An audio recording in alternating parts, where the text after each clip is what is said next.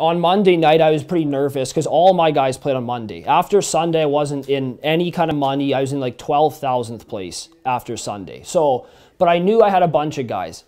And those guys that ended up playing were all my best players. So when my best players kind of went off, they had a couple touchdowns. They all had good games. And basically, as soon I didn't really want to look. I knew that I was doing well. Eventually, when I got to 100,000, I was like, well, it's do or die now. And then I think it was one of the last drives, I had a couple Eagles guys. I had Jordan Matthews and I had Darren Sproles, and it was just dump off, and it was PPR, so point per reception. That's how the fantasy game works. And then the very next drive, I think it was, Matt Ryan threw a bomb to Julio Jones for 50 yards, and I also had him on my team. So it just, as soon as he caught that pass, I went and looked, and I was at the 2 million right there. I was winning the whole thing. Because the top prize was 2 million and the second place prize was 1.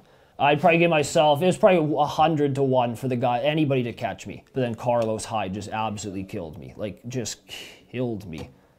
And that was it. And then I cried and then I went to bed, so. So you won? Yeah.